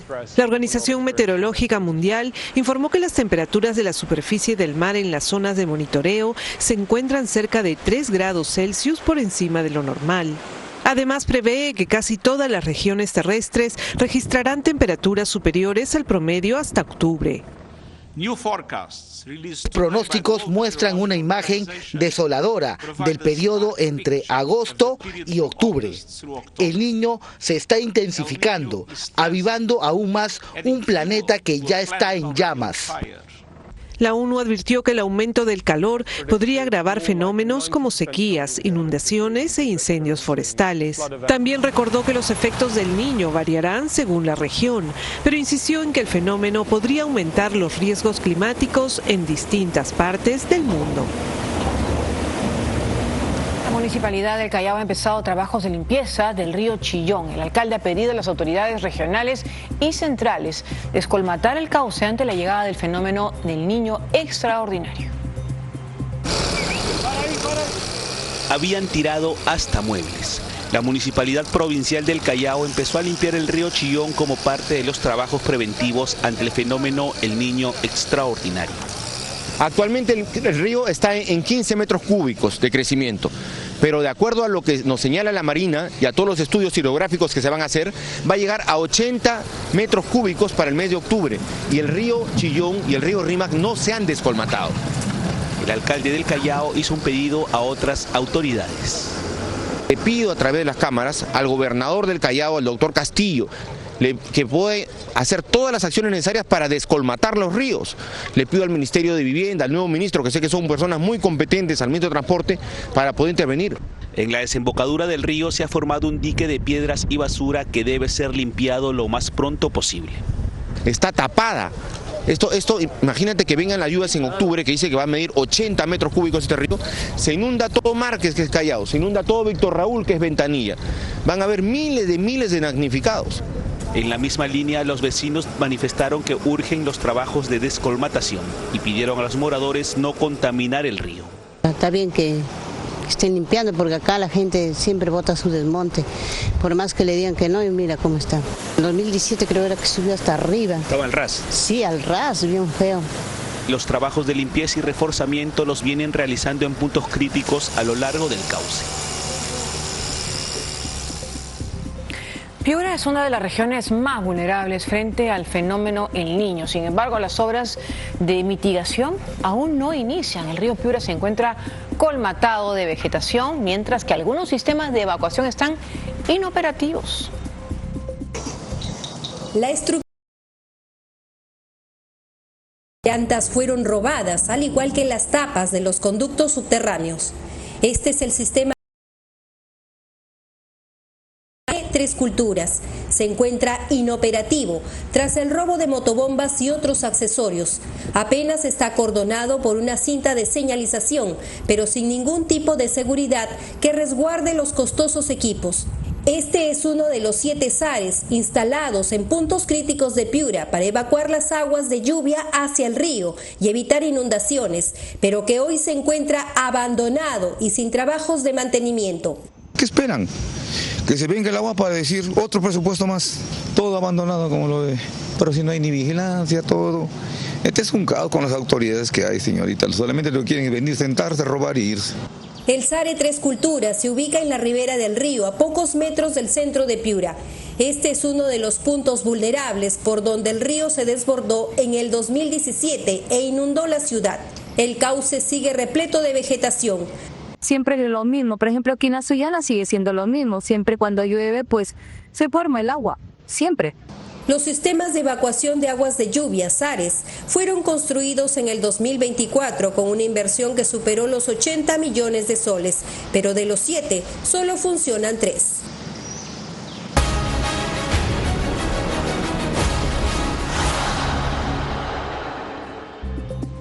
Una nube de polvo ha cubierto calles, casas y la carretera. En Pisco, los vientos Paracas han reducido la visibilidad y han causado la caída de una estructura metálica en un colegio, además de paneles publicitarios.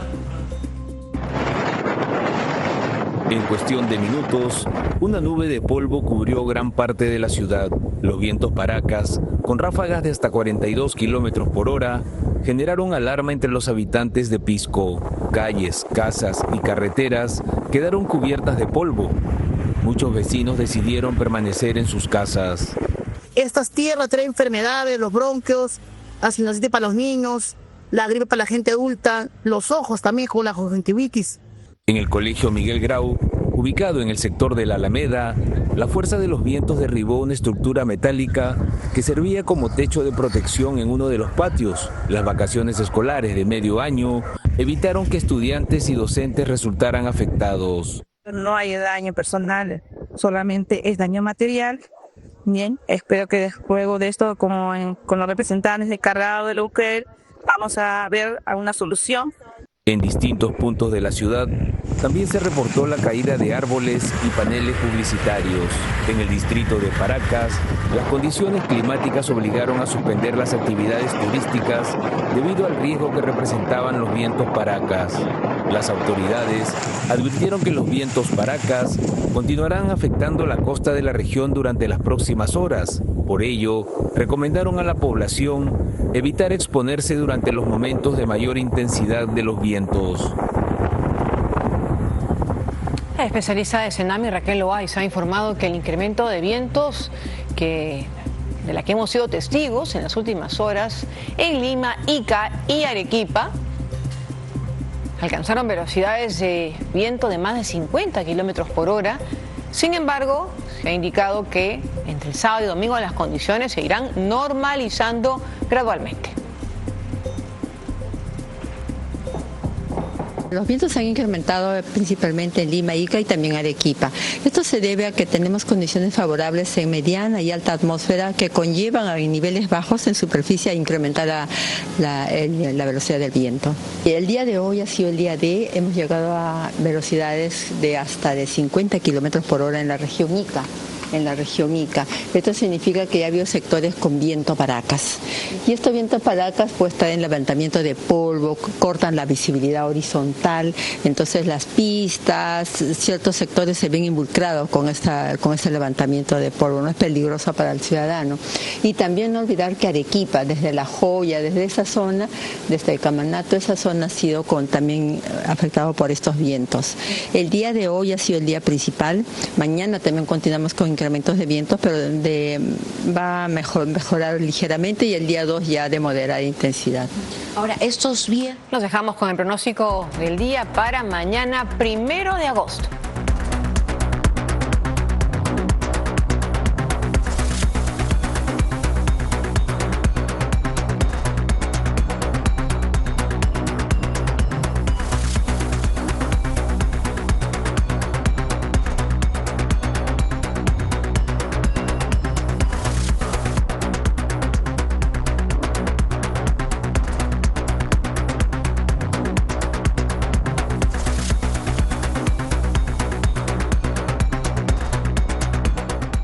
La hora en el mundo llega gracias a Air Europa.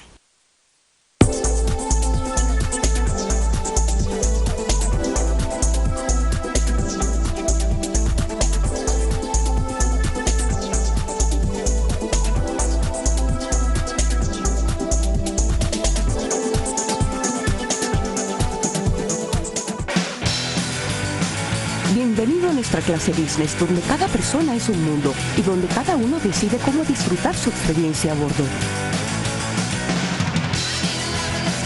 Porque hay días que te apetece comer ligero y otros necesitas darte un gusto.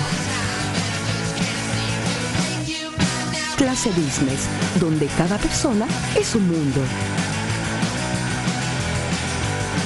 Air Europa, tú decides. Con los precios bajos de Plaza Vea, ahorro en todo. TV TCL de 65 pulgadas a 1.399 soles y con tarjeta SIC a 1.299 soles. Lavadora Indurama de 18 kilos a 899 soles. Encuentra esto y más en Plaza Vea, plazavea.com.p y desde tu celular en Agora Shop.